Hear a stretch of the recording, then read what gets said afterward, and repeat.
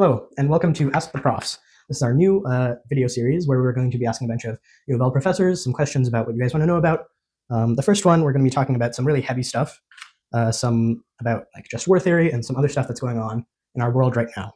My guest today is Jason Breen. He is a legal and political philosopher whose work touches on fidelity theory and just war theory. How did you get into philosophy? Very accidentally. A friend of mine took a philosophy course who was going through university 1 year ahead of mine. He said I'd probably like it.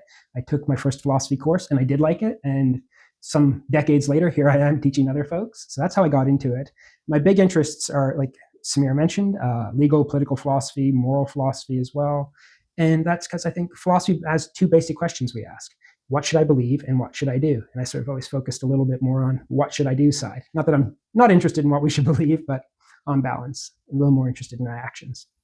What practical philosophy can like the average person use to kind of make sense of like the morality of like actions taken in the world today? Because it's very messy, very contradictory, and not everything, even with the same context, can have the same moral outcome. For sure.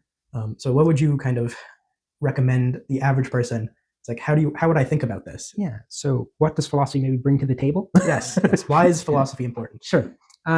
John Rawls is a luminary in 20th century political philosophy, probably the biggest political philosopher in modern history. He makes this claim it's probably up on a bookshelf somewhere, this claim that political philosophy does four things when it's working well. It reduces disagreement amongst citizens by sort of clearing up language, conceptual error. So, you and I might think we're having a disagreement, but once we sort of clear up our terms that we're disagreeing, we're like, oh, hang on, I actually agree. Mm-hmm. And so hopefully some conceptual clarity will reduce the just sum total of disagreement within a society. Another thing Rawls argues or claims is that when working well, philosophy should be able to help us understand or sort of describe our political culture. I think other disciplines like political science, sociology, anthropology, literature all help in this regard, but they sort of give us a bird's eye view of the societies we're living in and our political values, our political practices and habits.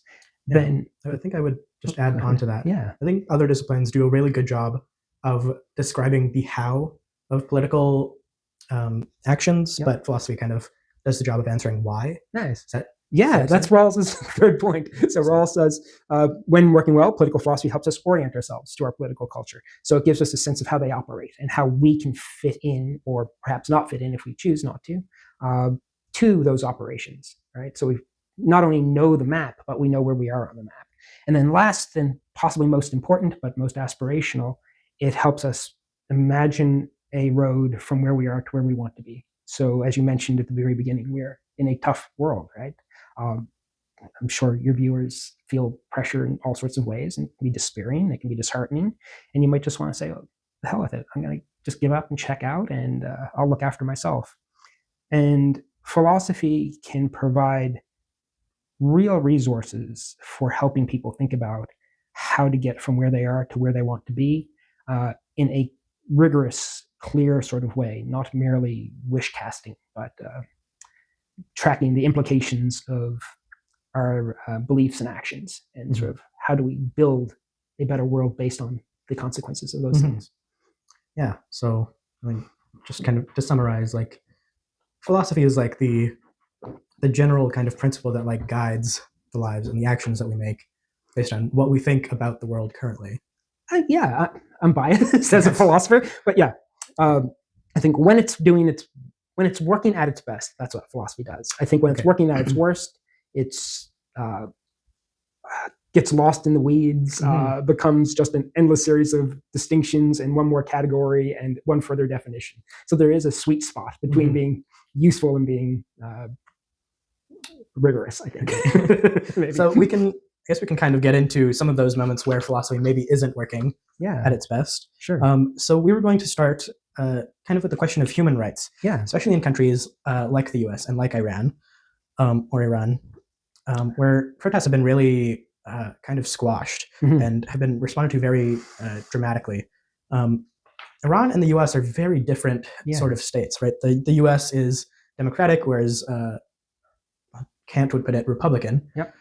whereas Iran would be more despotic. Mhm. Is that fair to say? Or it has an authoritarian government. Yes, so an authoritarian kind of regime. Yet they both kind of at times have human rights violations. For sure. Right? So with two systems that are so very different, how do you view human rights? How do you compare which violations are Sure. I want to use a sort of philosophical idea, the idea of seeming, how things are and how they seem. So let me see if I can put this somewhat clearly and eloquently. In democratic countries, it may seem like human rights violations are greater wrongs or greater violations because there's sort of the added weight of hypocrisy. Right? Democratic nations, liberal nations, within their foundational beliefs and things like constitutions and like declarations of rights, make bold claims to uphold the rights of citizens. So when they fail, there's the extra, well, you said you were going to do this, and you are not. In a despotic or authoritarian government, those internal claims that the country is based on individual rights either are less or does not exist at all, right? They might be based on other values, such as, let's say, religious values or something. And thus, you don't get the sort of internal hypocrisy. So from the seeming perspective, it may seem worse in democracies. From the being, if you got sort of like how things are, or how things seem and how they be, or how they are, at least, hopefully, often in democracies, there are institutional mechanisms which put the brakes on how bad or how extensive or how far human rights violations can go. And there's mechanisms built in for moral repair, legal redress often, right? So you can like sue the government. In authoritarian regimes, these things often don't exist. So there isn't as much while there isn't internal hypocrisy, there isn't internal friction slowing down the regime's ability to commit human rights violations. So how I'd weigh them is I would say that from an external perspective, that they may be worse, or in authoritarian regimes, from sort of an internal perspective, they might seem worse in democratic regimes. I'll give you an example. So there's the Iranian human rights group with Iranians doing human rights work in Iran. And they have reported that there's been some number of state killings of Kurdish prisoners.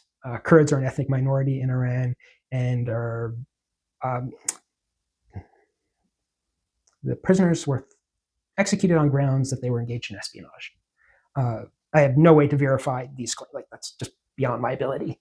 So there wasn't a whole lot of time between the attacks and killing folks for espionage. Let's say there were spies in the U.S. who the U.S. wanted to exact some sort of revenge against. Right? There would be a much slower process because of procedural justice, like all the sort of constitutional checks and balances, and it's not a clear-cut thing that those people would wind up executed. So I think that's sort of what I'm kind of pointed to. Is that? Yeah, that definitely makes sense as in terms of sort of human rights violations, like sort of the outcome.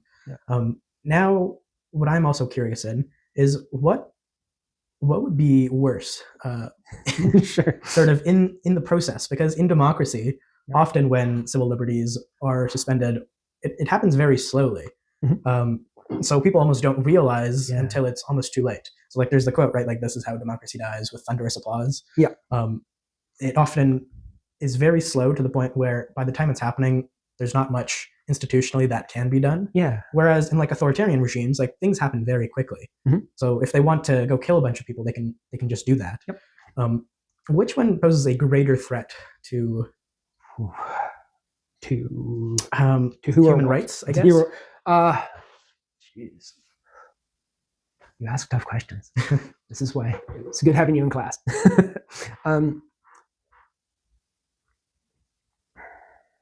A greater threat to human rights. I might change my mind on this like 10 minutes from now to tomorrow or next year. But I would the entire philosophical enterprise. As I get new information, I'm thinking this. So if some countries are supposed to be defenders of human rights, when they give up defending human rights, that is obviously a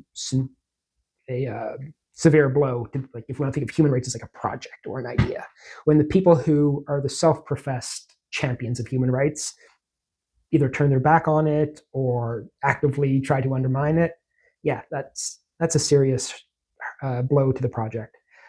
In a way that I think, going back to sort of the hypocrisy stuff, that if someone says, like, I just don't like human rights anyway, doesn't really uphold human rights, it's less of a blow to the project. Mm-hmm. That being said, human rights violations are horrible. Like, there's real people's lives on the other end of these violations. So I would make the claim that the war is just bad for people. Like, that's sort of trivial or self-evident. But like, I don't think you're going to hear in too many mainstream news stories about human rights violations arising out of the U.S. attack. Right? You're going to hear probably some humanitarian law violations where perhaps like civilians were killed. Mm-hmm. You will hear various geopolitical, economic, and strategic considerations, but you probably are not hearing a whole lot of like, ethnic Kurds in Iran are being persecuted at a greater rate. There's been an uptick in anti-Muslim and sort of religious-based discrimination and violence, even in the past week, right? It sort of become, all these things sort of, how do I want to put this?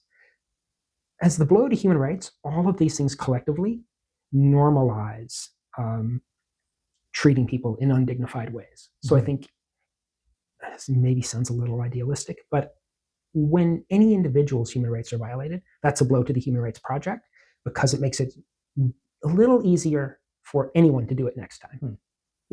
Yeah, maybe not the answer here exactly. I think that makes sense.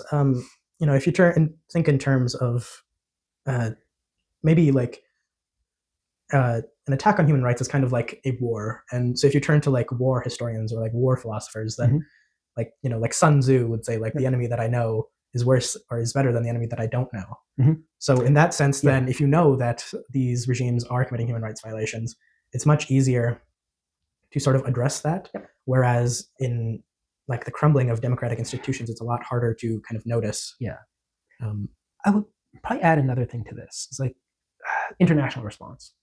So Iran is probably top 3, if not top 1, sponsor of state terrorism, right?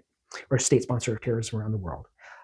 So they would fall under most, like, a lot of philosophical theories of international justice and human rights, sort of have some typology or categories of countries. And this, you hear this in regular, just everyday news, like outlaw countries, rogue nations, something like this. So Iran is probably like up there with like North Korea, probably really good examples of what people think about when they think about a rogue nation. So when a nation that everyone thinks of as a rogue nation violates international norms, there's a lot of consensus about how to respond, right? So oftentimes you'll do like sanctions, you'll not invite them to the Olympics or FIFA, you'll potentially do like military intervention in extreme cases, right? When a country that is thought to be a human rights champion, let's just say Canada, for instance, right? Let's say we were to engage in mass human rights violations, it would become far more confusing and politically tricky for the international community to respond to Canada in the same way that they would respond to a rogue nation. Right. And that is not just favoritism. It has to do with things like, it would be harder to get consensus. Well, did Canada actually commit a human rights? Like, there'd be sort of more, to go back to sort of like 2 big philosophical questions. What should I believe? It becomes harder to know what to believe, I think, in the cases of what we might call human rights champion countries. Okay. Is that? Yeah, no, that makes sense. I think once you've kind of like established a reputation of being like one of the good guys, it's very difficult to kind of flip that narrative. Yeah. When it comes to Canada, how should people think about everyday moral kind of instincts? How do we judge political actions, for example, morally? There's sort of 2 broad schools of moral theory. One called consequentialism, which says an action is good or bad by the consequences it produces. So good actions produce good consequences, bad actions produce bad consequences. And another one called deontology, which kind of looks at principles, rights, rules, that sort of stuff. And a lot of folks, when approaching matters of international affairs and war, will try to sort of justify or make sense of the situation using one or the other or some combination of the two. So you might ask a question like, was an attack in accordance with international law? That might be sort of a deontological kind of question you might ask. Another question you might ask is like, was the attack successful, right? That kind of thing. Yeah, so I definitely agree. So like some people, they would say that because this attack was successful and that they bombed allegedly some nuclear facilities, Correct. That this measure was warranted because it was successful. Whereas other people would kind of view it as, hey, maybe we should have gotten like congressional approval before we bombed Iran. So what do you think? Should we prioritize outcomes, or should we kind of prioritize the correct democratic processes in order to take actions like these? Great. Yes, sir. I think they're both important, and for sort of different reasons. When countries, nations take high stakes interactions like military interaction, it is probably not best, and sort of history has taught us that we don't want to leave this up to the decision of a single person. Right?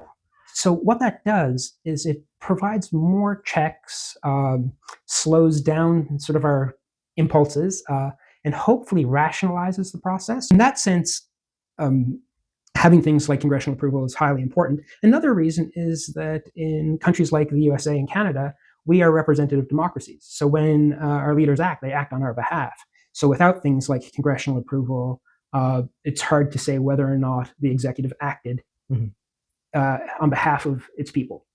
So that introduces sort of an interesting, complicated political question internally for the nation about the legitimacy of the action. And then on the consequence side, in just war theory, for instance, which we'll probably talk about throughout this conversation, is when a country is going to act militarily, there should be a high probability of success. Right. You don't want to send your troops or even the people you're attacking, put them in harm's way when it seems unlikely that you would achieve whatever strategic or moral goal you're trying to achieve. Yeah, does that sort of answer your question? Yeah, I think that does. So as a political philosopher, do you think that moral decisions should reflect how the public feels about the matter, or should it should it reinforce them, or should it challenge them as kind of like a moral framework when you want to go to war? Nice. I think both. Why do I think it ought to reinforce them? So I think there is a greater degree of legitimacy when the will of the people and the will of the executive or the government align. And then on the critical side, though, it is in a sort of democratic country, it is part of our duty as citizens to hold our governments to account. So when they do act in ways that are contrary to our will, maybe to our deeply held moral principles, to constitutional principles, it's on us to sort of like say, no, this is not the country I live in. You cannot radically change the course of this country based on your individual preferences. Yeah. That's not what I put you in office for. Yeah, that's good. So I think the kind of classic example of this would be like Vietnam, like where the government felt very strongly that they should take action against the rise of like kind of communist sentiments. But the majority of the country, they didn't feel that way, and so a lot of people protested. Do you kind of see that happening now with things like the No Kings protest, or? That's a phenomenal question. Using the Vietnam case, the will of the people and the actions of the executive or the government seemed to depart there, and as a result, we had a real sort of crisis in American politics. Like maybe it sort of ends with Watergate or something around there. So the government loses the trust of its people, and the legitimacy of government in some measure, like it's hard to sort of quantify, but depends upon the trust of the governed. Right? You can't govern people who do not wish to be governed, or in a way that they don't wish to be governed. So in the current context, can we sort of apply that lesson? We look at the US and we get about a third of American adults voted for the current administration. I think about a third didn't vote, a third voted Democratic, and a third voted Republican.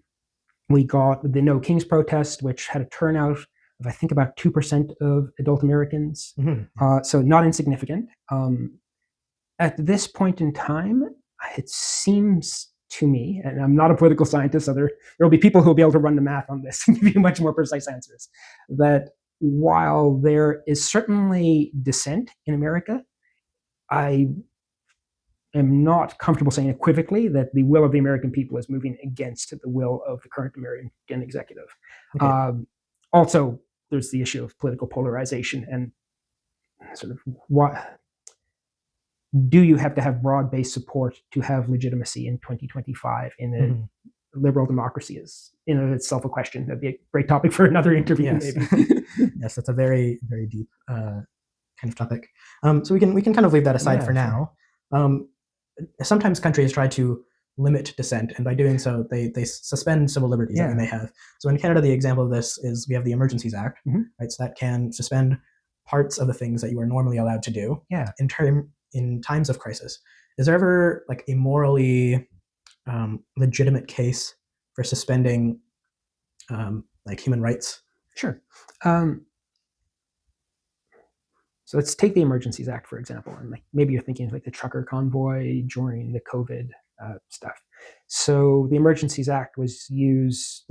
So the trucker convoy went to Ottawa and created sort of a lot of civil disruption. I'm trying to phrase it neutrally, just give a description, right? The federal government used the Emergencies Act to clamp down on the convoy, and it's my understanding that the case is now before the Court of Appeal in Canada, Supreme Court of Appeal, and the issue at hand is, did the Canadian government, did the federal government sort of overreach or overextend with the way it applied the Emergencies Act? And then depending whether it did or not, we might see like damages paid to the truckers. We might see revision of the Emergency Act itself, right? We might see new language, an amendment. So to sort of go to the foundational question, is it ever? Yeah, I think if to sort of pull out and sort of become more philosophical about it, we've got two values we're trying to promote in a country like Canada: safety and security, and freedom. Occasionally, those values, hopefully they can kind of live side by side, but they can become incommensurate or conflict. And in cases where they do conflict, there may be good reasons to limit human rights. So if there was like an emergency or like sometimes military measures act, like an imminent threat to the security of a nation, we would justifiably have restrictions on citizens' freedoms or individual freedoms. That being said, there's usually, and by usually I mean like it's written in law, a series, like almost like a checklist of conditions that have to be met. So, is there actually a threat? You have to establish this. It's not like you can use these acts just because you don't like a group, right? Which then would make be overreach. And then another thing is, do you have to limit dissent all across the country in all ways? Like, would you have to shut down TikTok, right? Nope, sorry, we have to shut down all dissent. Or is it you couldn't organize a mass protest with heavy machinery in front of the seat of government? They seem to be different kinds of things, and maybe it's said because of security concerns we need to limit one, but it's the other is not a security threat. So I think has to be worked out a little bit case by case, but there are in principle reasons for limiting freedoms. And then you'd always want to have some sort of exit clause, so when the threat subsides, we are going to not keep limiting freedoms. It's like think of the Patriot Act in the US. Yeah. That makes sense. So if you kind of apply that idea where there might be a legitimate moral case for suspending human rights within a country like Canada, is there then a moral legitimate case for suspending human rights in a different country? So we're talking down to the state level. We can kind of expand outward to the international level. So if you apply like just war theory, for example, it kind of talks about what are the criteria for limiting or intervening in human rights in other places. So we can use the U.S.-Iran example. There's a debate whether preemptive strikes or bombing of nuclear facilities is is justifiable. Mhm. So is a preemptive attack ever morally justifiable? Sure. So similar to what I mentioned, like there's a checklist, there's a set of criteria that need to be met. Just war theory has changed over the millennia. So I think it's Aquinas. I always mix up Aquinas and Augustine. Even though I'm a philosopher, I still make common mistakes. And I think it's Aquinas. And in that account of just war theory, their preemptive strikes are never permitted.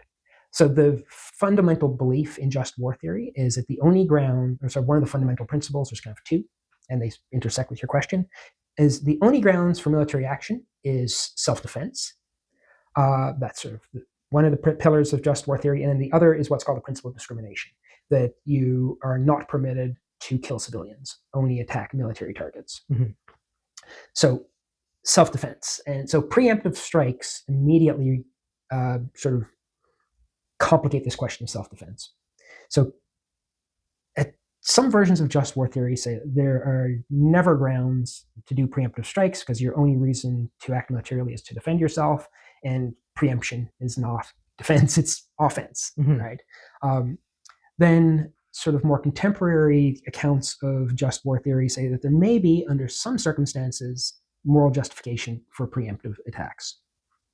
Michael Walzer would be like the big philosopher here, and Brian Orrin, a Canadian philosopher, a military philosopher. And they make a claim roughly that if the attack is imminent, it may be morally justifiable. So one of the big things we could think here, like say Pearl Harbor might be an example.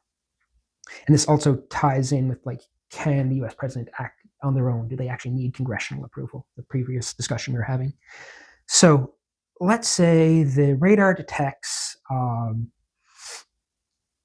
planes flying at Pearl Harbor. In this case, the president can act unilaterally because time is so condensed. And also, you may be able to, shoot those planes down while they're still over international water before they're attacking you. And technically, that would be a preemptive, like they've not attacked yet. Another thing is like, let's say, so a lot of this comes into military intelligence, plays a big role here. So like you see massive troop movements. This happened in Europe, along Ukraine's border in Russia. And you kind of like we're telegraphing like, oops, something is going to, it is very likely something will occur. Or, if you had satellite imagery of missile silos opening up and heat signatures of rockets, spinning up their engines, would you attack in that instance? Contemporary just war theory argues that in those instances where there is an imminent threat of attack, it is morally or could be morally justifiable to use preemptive warfare. Another part of just war theory is military action should always be a last resort. And if you've got year or multiple years in which to forestall an attack, you've got other options, sanctions, diplomacy, right, stuff like that. So what would you sort of say to the claim that the attack was justified because, it worked, that we actually, U.S. allegedly actually wiped out these uranium enriching facilities? How dangerous is that sort of line of moral philosophizing? I think that's really dangerous. And I'll give you an example, an analogy. So let's say I am out hunting and I shoot my rifle and I miss whatever I'm shooting at, and I get lucky and my bullet strikes a bank robber and stops the bank robbery. Yay, I'm a hero. Boy, wasn't it ever a good thing that I pulled the trigger. Let's say scenario 2, exact same thing happens, but instead of hitting the bank robber, I hit a child, like an innocent child. Boy, I'm a bad person. That does not seem to be a coherent way to judge the rightness or wrongness of actions. In philosophy, we talk about moral luck. So in the first case, I got lucky. I hit the bank robber. Assume the bank robber was going to actually really hurt people or something like this. So if we only judge actions by their consequences, there's always going to be this lingering problem of moral luck. So you attack, you have a good outcome. I think there's a broad consensus that and maybe even within the Islamic regime in Iran, like, do they want nuclear weapons? It's not entirely clear, and I think there's broad consensus outside of the regime that most people don't want Iran to have a nuclear weapon. So you get lucky, and let's say you do shut down the nuclear program. Even though it may be a good outcome, you can't justify your actions solely based on that, right? Other things, and this is sort of goes deep into kind of moral philosophy, is other things you might want to consider are your motives for acting. In the case I gave of just shooting my rifle, my motives were irrelevant. I was trying to, like, I don't know, hunt deer or something, right? I wasn't trying to do anything. So motives can be relevant.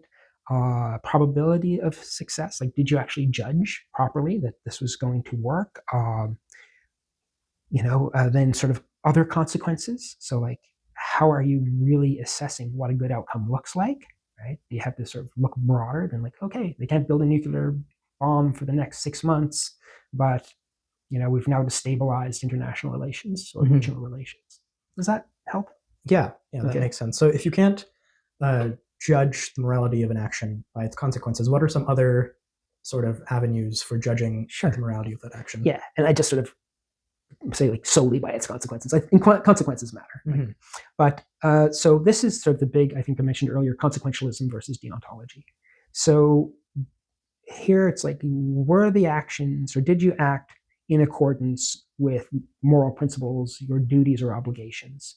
So that's deontology. Yeah, that was what deontology. Okay. So would you say the moral kind of imperative then lies more on the moral principles kind of guiding your actions than the consequences? I prefer deontological arguments.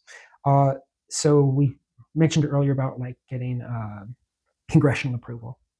And yeah, I think what's sometimes referred to as procedural justice in political philosophy, if we set up good procedures for making decisions, then we sort of have a reliable way of knowing that our decisions are good or just decisions, assuming our procedures are good or just. But if we have well-tested procedures and we follow them, our chances of acting well are much higher than if we act erratically and then just hope that the dice come up in our favor. So that's sort of fundamentally a big part of why I favor deontological or procedural-based approaches. Okay, yeah, that sort of makes sense. Maybe I can give, like, a really concrete.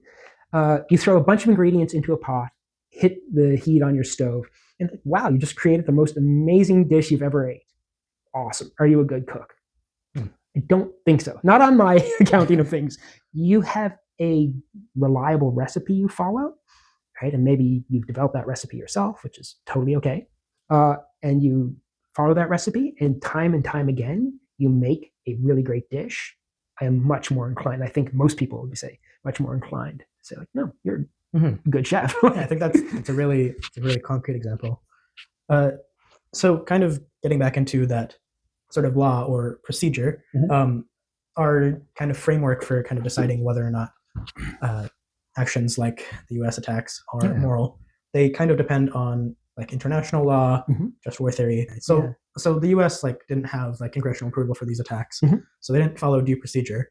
So is there a way that they can kind of get the kind of moral high ground outside of following the procedure? Great. Yeah. So what often, in practice, what often would happen in a situation like this is they'd sort of backfill their moral justification. So, like, good question. In this case, I don't think it's happened, but often,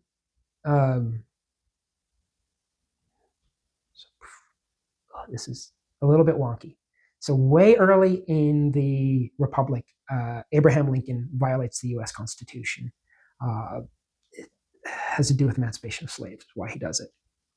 So arguably, he can appeal to, in sort of the political philosophy of law, principles of natural justice, like the innate moral worth of African Americans who've been enslaved, right? So he could have a different court of appeal, like the moral court of appeal, if you will, but also procedurally, sort of almost immediately after he triggered a constitutional crisis, he then got the consent of Congress and sort of put the system back on its right footing.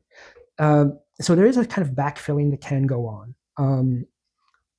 I think a lot of that will depend on a lot of things we've touched on. So are there greater moral principles that one could appeal to in their action? Like, yes, I'm thinking of something here, like perhaps I violate the law in some way, right? Maybe I assault someone or something like this, but I do so not simply because, oh, hey, I want to steal their wallet or I don't like them, but I do it to prevent, say, them from harming someone else. So I can appeal to sort of a greater moral principle. I was protecting an innocent. Mm-hmm. And then, so there's sort of that moral appeal that can go on. There's the idea, like Martin Luther King Jr., that an unjust law is no law at all. So you might want to make those sorts of appeals. And then there's this sort of backfilling of, as quickly as possible, try to bring yourself back under the procedure. So let's go back to my cooking metaphor. Maybe you do throw a bunch of junk in a pot and you act. Maybe you even have a good intuition like this will probably taste okay, right? So that's sort of my analogy for like higher moral appeal. But then as quickly as you can, you start editing what you're doing so as to say like, okay, I need to add more salt here, or I need to add or reduce, the spices. So I try to bring things back into balance retroactively. I think states that do violate human rights and international law and just war theory can do those things. There is the opportunity for moral repair. Mm-hmm. That's probably the much faster way I should have said this. There is the opportunity for procedural and moral repair. Whether or not that is successful is a very open question. And that is going to depend on things like the moral reasons you had, how far outside of the procedure you initially went, do you respect the procedure generally, and this was a one-time sort of breach, or are you in the usual habit of disrespecting the procedure, and this is just one more time and you acting independently? So I think a lot of things go into that, and there we can look at things like sort of people's commitments to their duties, right? Generally, I'm committed to my duties, but in this case, I breached them for whatever reason. Was breaching it actually, like, did it have a good outcome, right? Or did I think it was going to have a good outcome? Was that have a reasonable probability? And also we could point to sort of another moral theory, what's sometimes referred to as virtue ethics, which looks at not the moral quality of actions, but the moral quality of actors. And you can say, like, this person, by and large, is a good person, right? Or we could say, by and large, is a bad person. And when making the assessment about moral repair, you might say, oh, like, no, there isn't an opportunity for moral repair because this is just, one more instance of you being a rotten person. But you could go like, no, we think you could be redeemed. Yeah. It's like, fool me once, shame on me. Fool me twice, shame on you. So we kind of talked about like the systems and following the procedure. Yep. We can kind of zoom out now and look at how the procedure is actually kind of set up. So we have sort of like the UN, NATO, we have multilateral kind of partnerships that come together and enforce what actions are kind of good, what actions are allowed. So one of the things that these multilateral groups have done in the kind of US and Iran situation is they've tried to establish a ceasefire between Israel and Iran, I believe. So ceasefires might actually stop the violence, but might they create actual peace? I'm going to say probably not. Okay. I'll give you a straight answer. I've given you a lot of dancing around answers. Why I don't think this. I think a ceasefire often occurs with the expectation there will be future fire. So ceasefires are basically like in a sporting event where you take breaks between rounds quite often. That's what they look like. They don't address the structural reasons or the underlying reasons of why people are going to war in the first place, or the context for the conflict. So, and this is why things like international law, multilateral bodies are really, really valuable, like things like the UN, because hopefully they are able to change the rules of the game such that war just isn't a useful or attractive option for people. They have better choices, make good choices, essentially. So what is your kind of way of looking at how to create actual peace or maybe lasting peace? So I think Iran is sort of whole Iran issue. And if you look at it going back to the 1950s, you can really trace it back, is a really great case in the struggle between what we might think of as use of force, or sort of might makes right, or sometimes what's referred to as a realist approach to international relations or global justice versus an idealist approach, which tends to look at sort of using moral norms to govern. So the realists argue something along the lines that international relations are really relations of might and force and power, right? The idealists argue that the international, just like any other sphere of human interaction, international relations can be brought under moral or legal or political norms. You get like variations on these theories. There's precedent that if you want to have security as a smaller nation, you probably ought to have a nuclear weapon. 3 cases. Ukraine, they gave up their nuclear weapons. Russia attacks and invades. Libya, Gaddafi gives up his nuclear weapons and winds up killed. And now Iran agreed to the Iran deal, the Obama deal, and they've been attacked. So by sort of, if you're going on the lines of a realist, you would argue, well, it seems clear that if I don't want to be attacked, I ought to have nuclear weapons. That is not a wonderful world to live in, where more countries have nuclear weapons than don't. I think most people would agree a world with less nuclear weapons is better than a world with more, like sort of anti-proliferation. And even if you don't agree with that, you want to say that nuclear deterrence, right, creates more peace. If you agree with deterrence, you might want to say that so many nuclear weapons in a very unstable part of the world is not likely to sort of get to nuclear détente in the way that like a bipolar Cold War détente did. So if I can kind of bring things together, I believe that through international organizations like the UN, through international agreements like the Iranian deal, we create conditions where countries are able to be more, I'm going to use a word that might sound a little strange in this context, more creative. They have broader range of solutions available to them. They are not backed into corners in the same way and thus don't feel as threatened and prone to have to defend themselves. And as we kind of talked about earlier, when countries are threatened, either through like states of emergency or actual under attack, we see human rights violations shoot up. So I don't think even nuclear deterrence, even if we wanted to go that route and say like, nope, let's be realist. Let's say everyone should have a nuclear weapon. We're all going to have guns pointed at each other. That may be a stable world. I think that's an open question. But even if it's a stable world, it is not one that promotes human flourishing and creativity. And sort of bring it all back home. Like as a philosopher, I think those are valuable things. Like let's have an interesting human life. Yeah. A merely safe life versus one of freedom and creativity. I'll pick freedom and creativity if I have the option. Okay. Yeah. I think that's a good place to sort of end on. I think that's pretty much it for today. Thank you, Jason Breen, for coming on and talking to us and helping us understand how do we think about morally, how do we think about the actions that are happening in our world. So yeah, it's a pleasure. Thanks, Mar. This has been Ask the Profs. Tune in for the next one. Take care.